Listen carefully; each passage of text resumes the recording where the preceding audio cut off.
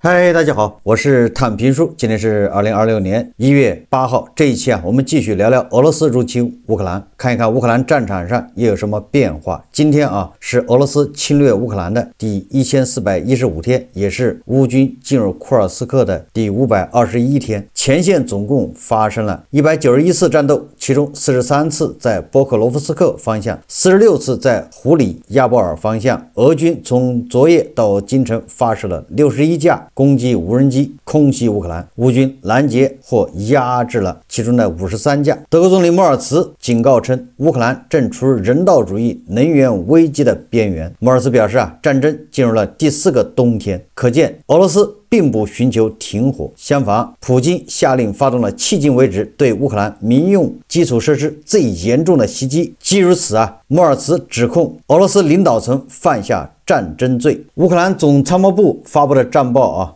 过去24小时乌军共击毙击伤俄军1040名，俄军累计损失1214500人，这个损失与日俱增乌克兰无人机系统部队司令马扎尔确认，1月2日至7日期间，乌克兰无人机袭击了俄罗斯境内被占区的21个目标，包括为伊斯坎德尔导弹和制导弹药生产动力单元的叶列茨能源工厂。其他确认击中的目标包括新古比雪夫斯克、阿菲普斯基粮藏和俄罗斯亚罗斯拉夫尔炼油厂、达达斯坦和比尔格勒德的主要石油枢纽，以及与炸药生产相关的基洛夫和斯摩棱斯克化工厂。在被占领的乌克兰领土上，夜间打击针对了扎波罗热、顿涅茨克、卢甘斯克和克里米亚的弹药与燃料库、指挥所和后勤枢纽。乌军的总司令希尔斯基说上个月乌无人机部队歼灭3.3万俄军。乌军总司令希尔斯基1月6日发文称，2025年12月，乌无人机系统部队消灭了3.3万名俄军，该数字约等于俄罗斯1个月的征兵人数。你看，俄罗斯1个月征兵的人正好被乌军的无人机给消耗掉了。这哪是打仗，这真是耗材呀！乌方无人机摧毁敌军的速度比侵略军征兵的速度还要快。希尔斯基说这个数字仅包含通过视频确认的俄军损失，实际伤亡只会更高。他表示过去1年确实成为无人系统应用的重大突破之年，乌军无人系统部队规模显著增长。2020年，我们计划进一步提升无人系统部队的能力。眼下乌军严重缺乏无人机操作员，由于侵略军就是俄军在电子战技术上占优势，一名无人机操作员只能控制1架攻击型无人机。俄军只要将进攻人数超过乌军的无人机操作人员，就有可能造成俄军突破防线渗透全世界最顶尖的人工智能公司基本都在努力帮助乌克兰解决2个问题：如何让一名无人机操作员可以控制一个无人机群，如何让无人机在遭到电子战干扰的情况下仍然能够寻找目标并发起袭击。关于这个无人机的作战现在是越来越重要，而且改变了目前战场的这个生态，对吧？现在导致这一次战争跟什么第2次世界大战跟第1次世界大战完全不一样，这是全新的战争所以最亮眼的最重要的就是无人机。那么希尔斯基说他说俄罗斯目前每日可生产超过400架沙赫德无人机。他同时表示俄方已组建约8万人的专业无人系统部队，8万人什么概念？并计划在2020年将规模扩大至16.55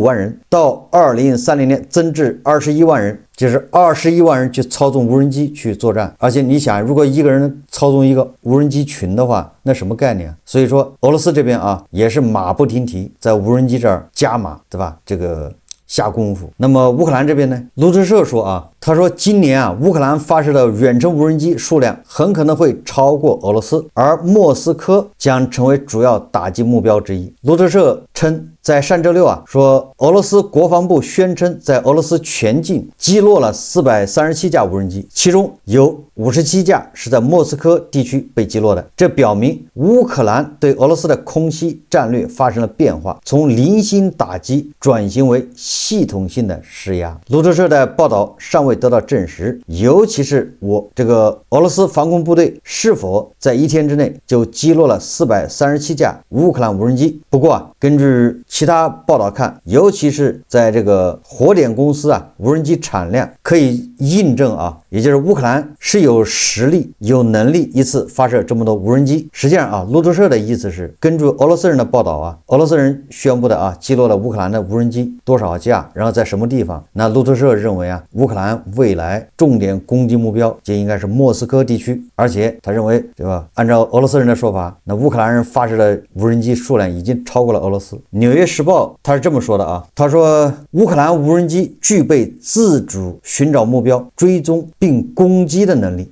也就是乌克兰现在无人机具备了人工智能，对吧？或者是某种或者初步的人工智能的这种能力。这是纽约时报报道的啊。他说，即使是操作员远程控制遭干扰、被切断，也可以做到乌克兰无人机搭载了人工智能系统。该系统不仅能通过光学设备识别目标，而且具备地形识别能力。这意味着，即使是没有卫星导航，甚至遭到电磁干扰，也能准确飞抵目标区域的发起攻击。这个实际上很多巡航导弹啊都有这种能力啊，就是它说白了就是提前把这个地形、地貌、地图啊加载到导弹里面，这个芯片，对吧？然后它自己会对比着识别、寻找目标。这个时候，因为它不需要跟后方去通讯联系，它自主识别。那这样的话，你就对它进行电子干扰没有用，人家是通过光学，对吧？去红外线去捕捉你地面目标，匹配它那个已经加载的数据啊去识别。那这个乌克兰现在无人机现在也具备这种功能，对吧？它这个无人机要出击的时候，攻击的区域恐怕地图啊已经下载好了，目标都已经确认了。那这个飞机一旦飞出去，它就不需要后方去操控它，人家自己循着目标就去了，自己找目标，自己去轰炸。那这个就是一大进步啊。这个纽约时报说啊，他说刚上任的乌克兰国防部长费多罗夫称，人工智能无人机是新一轮军备竞赛的核心，乌克兰必须迅速提升无人机的自主能力，否则将面临战败的风险。这个确实是啊，现在俄乌前线主力武器，对吧？左右战场的武器就是无人机了，包括后方的轰炸那也是无人机，所以无人机现在挑大梁，那就双方的这个比拼啊，就看无人机的技术。如果你无人机技术落后，那你就得挨打。乌克兰无人机具备了人工智能系统支持的自主攻击能力，俄罗斯无人机同样也有。除了俄罗斯工程师在人工智能方面的努力外，乌克兰无人系统的领先优势平均只能维持2周。俄军一旦获得乌克兰无人机系统的样本或者残骸，会立即交给俄罗斯工程师进行逆向仿制，而俄罗斯工程师不是一个人在战斗，所以双方啊在无人机这块那是下血本。但是我觉得啊，在美西方的支持下，无人机这块俄罗斯只能是跟在后面模仿。乌军反侵略啊，从最初美国提供的老旧的海马斯，到自主创新的无人机，直到F-16正式下场，还有这个幻影2000，终于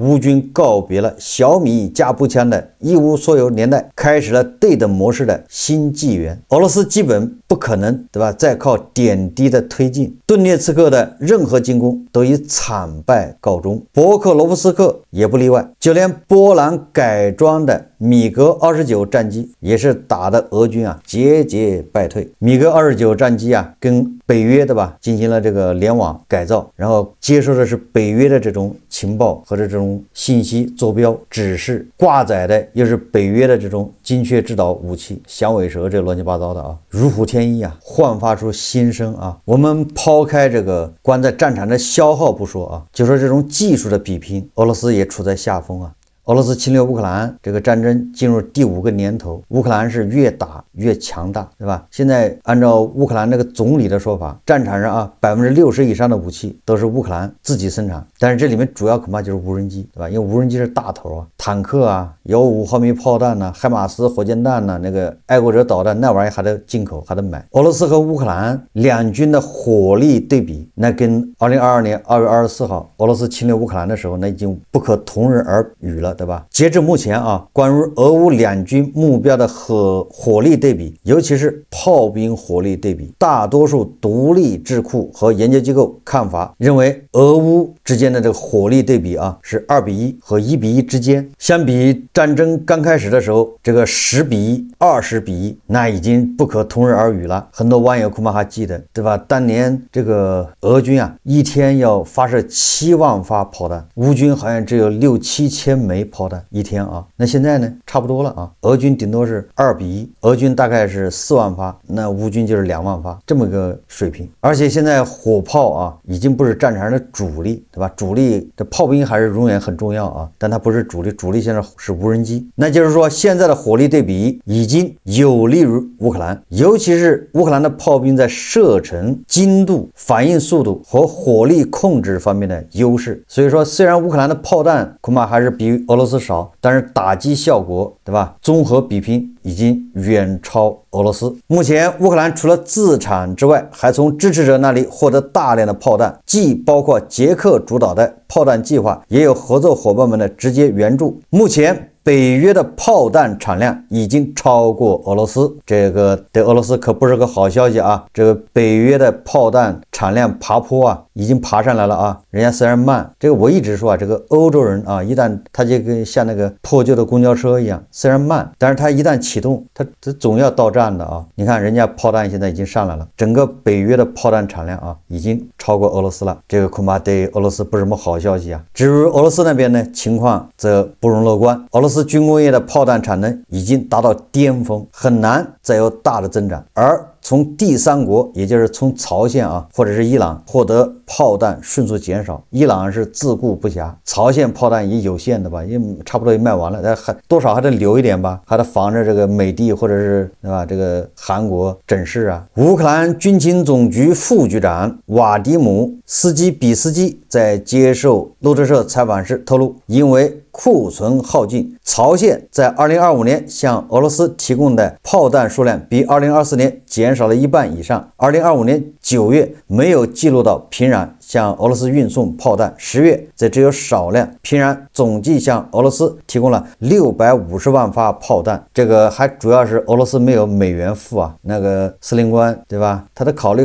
应收账款，那收不回来啊，他还给你供应呢，所以供应量也小了啊，加上库存也不足，加上这个俄罗斯对吧，付款也不及时，美金欠着对吧？瓦蒂姆斯基比斯基还称，平壤向俄罗斯提供的炮弹中有大约1半已经失效，需要在俄罗斯工厂进行改造后才能使用，否则会引发大量事故，直接导致俄军炮兵部队受重创。这个咱们以前节目说过了啊，反正来自朝鲜的这个炮弹呢，只要能顺利的啊离开这个俄罗斯的炮兵阵地，那就皆大欢喜。至于他打到哪儿去了，这不重要，只要不炸着自己啊就行，要求不能太高啊。那这是俄乌双方啊在战场上一个情况。总之啊，在战线这块变化不是很大。那么双方的这种军事实力对比呢，也就这么个情况，对吧？主要看无人机，看炮弹。咱们就不说乌克兰现在什么火点，对吧？公司的什么火烈鸟，什么海王星 Plus 版，乌克兰自己捣鼓的那些远程的巡航导弹，这玩意儿一个月比一个月多啊，这玩意儿都得向俄罗斯招呼啊。所以这个俄罗斯可以说啊，这个日子是越来越难过啊。那么在外交上面呢，泽连斯基啊，这回是确确实实、着着实实的啊，迎来了外交胜利。我想大家恐怕也看了很多视频了，这个泽连斯基毫不掩饰自己的喜悦啊，可以说啊，他那个后槽牙都露出来了，笑的啊，掩饰不住啊。1月6号啊，在巴黎举行的这个峰会，对吧？也就是专门为乌克兰召开的保障会议，由美国的这个特使维特科夫加特朗普的女婿库什纳，然后由欧盟的领导人，然后由法国、英国，对吧？30多个国家齐聚一堂，围绕着一个中心议题啊，就是如何给乌克兰保障，对吧？大家各领任务，完了之后重建怎么重建，出多少钱，重建方案资金从哪儿来，停火之前不谈啊，怎么停火这个不说了，对吧？反正停火之后就有这么多好处，先给乌克兰摆桌面上。所以我在是吧，很久以前我就说了吧，泽连斯基可以说一扫啊那个深陷贪腐的这个丑闻，这是国内啊，国际上顶住了特朗普的那个卖国求荣28条，战场上粉碎了普京的这种虚假的术士，自己亲自到了库皮扬斯克拍视频，对吧？重重的打了地包老人一耳光，对吧？揭穿了地包老人的谎言。这个泽连斯基真的是旗开得胜啊！要不然你看看他最近在国内这么大规模的换血，那眼花缭乱是吧？这个什么办公室主任、安全局局长、情报总局局长、国防部长一顿换，这些动作都说明泽连斯基现在位置很稳，在乌克兰那是民心所向，对吧？这个1个月前大家还怀疑他陷入贪腐丑闻，这个伊尔马克他的最重要的助手啊和搭档中箭落马，所以1月6号那是泽连斯基真正的获得了外交的胜利，这是没有办法的啊。所以这个泽连斯基掩饰不住自己的这个笑容啊，难得开心啊。首先，泽连斯基、马克龙和斯塔默签署关于未来在乌克兰部署多国部队的意向声明。泽连斯基1月6日星期二表示，来自法国、英国和乌克兰的军事官员详细讨论了部署部队兵力数量、具体武器类型以及有效作战所需的武装部队的组成部分。我们与美方就监督问题进行了非常实质性的讨论，以确保和平不受破坏。我说通俗一点啊，就是这个30个国家的志愿联盟啊，他们当然代表是英国和法国啊，他们来签署，实际上组成了一个意愿联盟。这个意愿联盟已经规定了啊，就是出多少人，带什么武器，怎么样保养，怎么样这个维持，怎么样跟未来的这个危险战斗，这是非常详细的细节啊。这个比北约第5条还要细，比那个布达佩斯备忘录那更细，是一个非常细化的，对吧？它不是一个框架协议。我们有很多网友恐怕不太了解啊，签协议啊，有的协议是框架协议，框架协议看上去很好看啊，吹牛逼，实际上一出事都扯皮，它没有细节啊。这一次聊的是细节，对吧？你法国出多少人，空军还是海军，也是飞机的话多少架，对吧？步兵，那步兵是坦克多少，都很详细啊，落到细节。所以我说泽连斯基很开心的，这个可比那个北约第5条更详细。这个泽连斯基、马克龙、斯塔默3个人在，对吧？这个记者啊面前搞了个签字仪式，这就不是开玩笑了，对吧？这是细节。然后这个签完字啊，这马克龙啊还对记者，对吧？招待会上还讲话，他说在志同道合者联盟，也就是志愿者联盟啊，各方就监督乌克兰停火机制达成一致，相关监督工作由美国负责，将在联盟作战指挥部下设协调中心，负责联盟与乌克兰的实时合作。乌克兰武装力量将成为抵御俄罗斯潜在侵略的第一道防线。来自志愿者联盟成员国外国部队将在陆海空3方面展开行动，确保停火协议得到遵守，但部署地点将远离冲突前线。战争结束后，乌克兰军队规模维持在70万人左右，西方伙伴承诺将为其提供支持。而这个英国首相斯塔默说啊，在达成停火协议后，英国和法国同意在乌克兰全境建立军事基地。我给大家翻译一下啊，就是和平协议签署以后啊，乌克兰可以保持70万军队，本来说80万的啊，至于70万80万不重要，因为实际上本来和平时期乌克兰根本就没必要这么多部队啊，对吧？但是为了对付俄罗斯啊，乌克兰要保持70万的部队，那这个部队靠谁养呢？欧洲，这是马克龙说的，对吧？给他们提供经费，也就是乌克兰的70万部队是在一线这个1250公里长的这个前线是部署乌克兰的军队。那么在乌克兰军队后方，按照斯塔默的说法，要建立基地，若干个基地啊，这个基地是由志愿者联盟他们的军队长期部署在这儿，这不是说部署1天2天啊，是建立基地，那恐怕就是10年8年20年驻扎在这儿。你看，第一线的是乌克兰的士兵，第2线是志愿者联盟士兵。至于这些军队多少人数、什么装备、怎么协调，对吧？怎么样互相支援，这个成立一个专门的指挥部。世界报报道，法国、英国和土耳其将在巴黎峰会上推动一项在乌克兰部署维和部队的计划。该提案设想派遣一支以1.5万至2万人的外国特遣队，可能增至3万人。法国和英国将提供大部分兵力，土耳其负责黑海海域安全。在此方案下，美国将提供后勤和情报支持。这个比较引人注意的就是土耳其，对吧？你看看最积极的英国、法国就不说了，他们不积极不行。这个土耳其很积极，土耳其说黑海交给我，对吧？我有办法让普京体面，让俄罗斯人体面呢。因为这个黑海的博斯普鲁斯海峡被土耳其控制啊，所以你看看，一旦停火协议一实施啊，土耳其就把这个黑海舰队给看死了。然后这个黑海又负责这些，对吧？什么粮食出口啊、贸易、石油出口，对吧？都通过博斯普鲁斯海峡。你俄罗斯到时候要侵略乌克兰，那不好意思，那土耳其就可以把博斯普鲁斯海峡一关闭，不管你是军舰还是油轮还是运粮食的船，你都出不去，进不来。你为什么把土耳其拉上？你看土耳其为什么积极啊？对吧？立马跳出来，对吧？他也给地保老人体面。那另外一个就是大家比较关心的就是德国，就是毕竟是欧洲实力最强的，对吧？德国怎么没有声音呢？不是的啊，这个德国总理莫尔茨表示啊，德国将为乌克兰及整个欧洲大陆安全负担责任。什么意思啊？莫尔茨说了啊，这个首先第一个，德国军队要去这个非乌克兰的地区，就是北约的其他地方，比如说这个立陶宛、拉脱维亚、波兰，这是莫尔茨说的啊。德国的军队负责协防这些地方，军队过。第二个，德国要负责整个乌克兰和欧洲的安全。什么意思啊？就是他在背后他是大金主，对吧？他是背后给钱给武器。大家想象一下，为什么不是英法德3个国家跟乌克兰签协议，而是马克龙和斯塔默2个人？我在想啊，最主要的是法国和英国是联合国安理会成员国，对吧？德国你不是啊，所以德国就要推到幕后，给钱给武器。然后北约国家，因为德国它是北约成员国啊，所以他负责啊协防跟俄罗斯交界的那几个北约成员国。德国可能不会在乌克兰境内部署军队，而是会将部队部署到边境附近，比如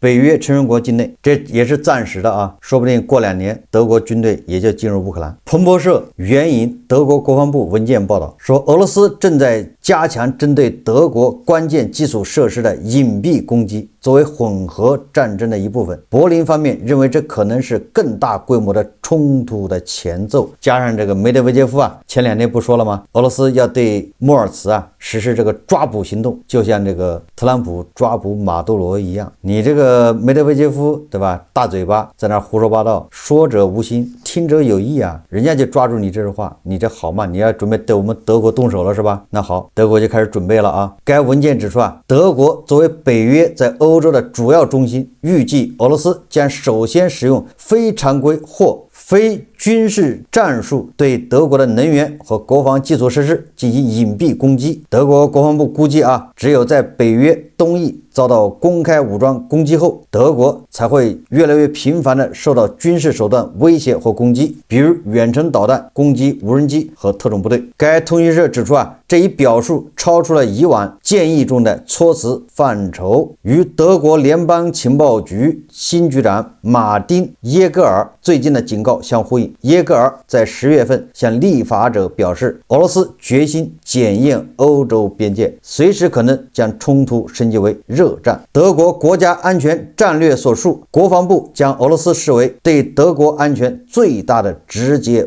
威胁。所以可以了啊，德国现在承担着这么个角色，幕后的大佬，然后军队派往立陶宛、拉脱维亚、波兰这些地方。他实际上德国不是已经派了一个旅在立陶宛吗？实际上啊，如果和平以后啊，俄罗斯再发起进攻，很有可能就在波罗的海3国，德国已经把部队派过去了。那么美国呢，这就比较有意思了啊。美国这个维特科夫啊和库什纳啊，他们说的更多的是什么呢？我看了一下，维特科夫和库什纳他们表态美国对乌克兰的安全保障，但是并没有落到实处。恐怕这个是不是要回去跟特朗普请示啊，对吧？特朗普原则上已经同意，但是特朗普这个人说话不靠谱，对吧？他会变。那维特科夫和库什纳谈的更多的是战后重建，对吧？这个他擅长。乌克兰总统泽连斯基与维特科夫和库什纳讨论了继续对话以支持乌克兰的问题。会谈内容包括乌克兰与美国为实现公正和平而展开的合作问题，你看，支持乌克兰联盟会议成果及签署和批准的文件，美国合作伙伴参与乌克兰重建和经济复苏的工作，也就是赚钱的事啊。维特科夫自己也说啊，他说我们今天就安全保障问题进行了10个小时的讨论，并将继续与乌克兰团队举行会谈。维特科夫说啊，在关键领域取得重大进展，包括为乌克兰提供安全保障以及制定乌克兰长期繁荣，也就是重建乌克兰的计划。美国希望就乌克兰冲突中的领土问题达成妥协，认为这是最棘手的问题之一。特朗普的女婿库什纳表示啊，有关乌克兰安全保障几乎所有问题都已得到解决，但这并不意味着会迎来和平。我理解的就是什么呢？我理解的就是库什纳和维特科夫这次来啊，是让欧洲，对吧？你们先给乌克兰保护上，你先让乌克兰吃个定心丸，对吧？你们的安全保障你先细化一下。美国呢提供情报支持，至于美国派不派兵或者什么形式派兵，这个回去再商量。特朗普原则上都是支持，但是你不落到纸面上，不经过国会，对吧？这个投票，那都是有可能都是会一风吹呀。但是库什纳和维特科夫对战后重建这个他们感兴趣，也毕竟这有钱赚呢，对吧？为乌克兰啊搞了8000亿美元，这钱不知道从哪来的，反正到时候要准备这么多钱帮乌克兰重建。所以这个维特科夫就说了啊，希望乌克兰冲突中的领土问题达成妥协。什么意思啊？实际上这个就是给泽连斯基施压。你看啊，给你带来这么多好处，未来重建8000亿美元，现在有欧洲这么多国家保护你，美国可能会保护，那你领土这一块能不能让步妥协吗？不就这意思吗？但是我想啊，泽连斯基是不可能妥协的。62%的乌克兰人愿意为打败俄罗斯付出任何代价。基辅国际社会学研究所的调查显示，62%的乌克兰人愿意为抵抗战争中付出的任何代价。具体数据显示，3%的人愿意忍受长达1年的战争，14%的人预计战争将持续半年或几个月。也就是乌克兰的老百姓啊，主流那还是要打下去，就是领土换和平，没门。所以说这个泽连斯基不可能让步。说实话啊，如果美国不派部队到乌克兰，那么泽连斯基的这个安全保障啊，实际上要打个问号。这个咱这实话实说，离开了美国，你法国和英国在那儿派兵，这个意思就差多了。特朗普说他提供情报支持没有用，泽连斯基不能放糊涂啊。这个安全保障啊，是泽连斯基叫阶段性胜利，你不能一口吃个胖子，得一步步来。但是泽连斯基也不能被这个冲昏头脑啊。如果就这样的话，你就答应了什么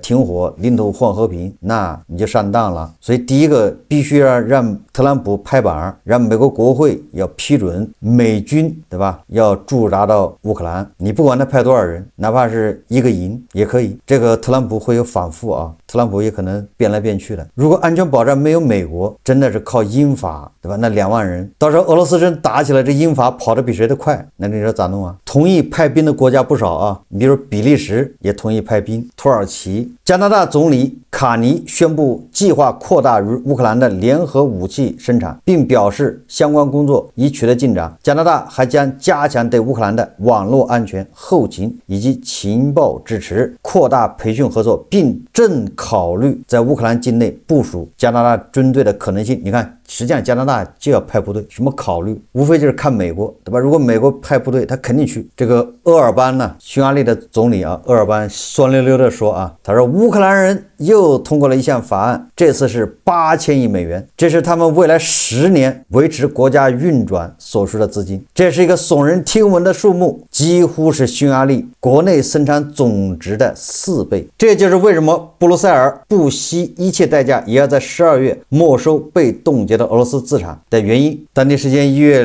6号啊，瑞典首相乌尔夫·克里斯特在社交媒体上表示，瑞典准备通过以下方式维持和平：向乌克兰提供鹰式战斗机运入空中侦察，为乌克兰提供海军资源运入在黑海进行扫雷作业，继续培训乌克兰军事人员。当然，必要条件是达成俄乌和平协议，明确多国驻乌克兰部队的草案，并获得议会正式批准。也就是说啊，这个很多欧洲国家或者就是北约国家，非美国的啊，美国除外，很多国家都要向乌克兰派兵。我在想啊，地保老人凭什么同意呢？地保老人战争的口号对吧，就是要对乌克兰去军事化，要不然这个他不就是北约东扩吗？对吧？到我们家门口了，你这回一和平之后停火好吗？你这北约不就是光明正侦大的部署到门口了吗？那怎么向俄罗斯人交代啊？这不是北约吗？这不是美国对吧？这个英国、法国都来了，连加拿大也来了，就怼在这个俄罗斯门口。迪波老人怎么向俄罗斯人交代？他怎么接受呢？再加上泽连斯基对吧？领土他也不松口，坚决不愿意土地混和平，可以停火对吧？就实际控制线停火，但是乌克兰是坚决不承认乌东4个州克里米亚是俄罗斯的领土。那也就是说，乌克兰人永远是要这个地方的，先外交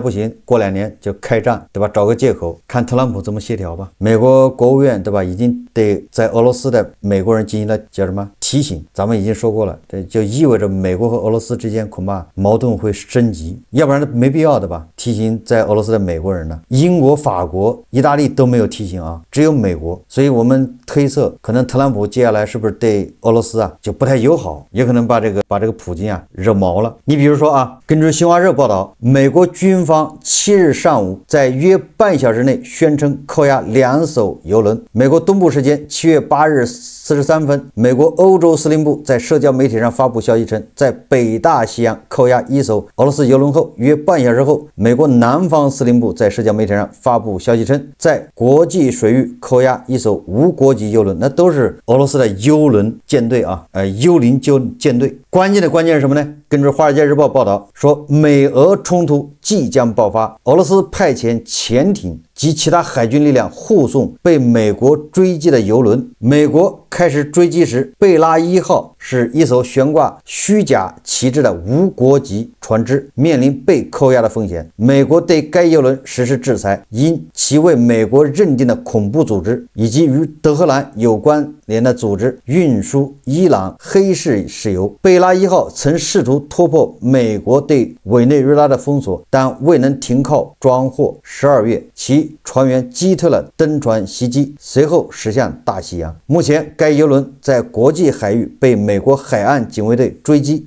你看俄罗斯的潜艇为他护航，结果这个什么贝拉1号，他后来还改名字了啊。总之被美国海军陆战队给他强行接获，并且扣留登船检查。而美国海军陆战队登船检查的时候，包括俄罗斯潜艇在内的俄罗斯军舰就在附近。俄罗斯派出潜艇和多艘护卫舰前往迎接油轮，但存在美方抢先截获船只的风险。媒体报道，莫斯科甚至曾向华盛顿提出请求，要求放过俄罗斯的叫贝拉1号，但该请求遭到忽视。这个特朗普恐怕这回硬气一把但是考虑到也可能普京这个人是报复不过夜的所以说是不是也可能对在俄罗斯的美国人呢也不友好，所以美国国务院对吧，提前提醒这些在俄罗斯的美籍人士赶紧回国或者减少活动。下面对吧，这个风大浪也大。总之这段时间对泽连斯基来说都是好消息不断，照这么形势发展下去，对乌克兰非常有利。但是考虑到特朗普这个人捉摸不定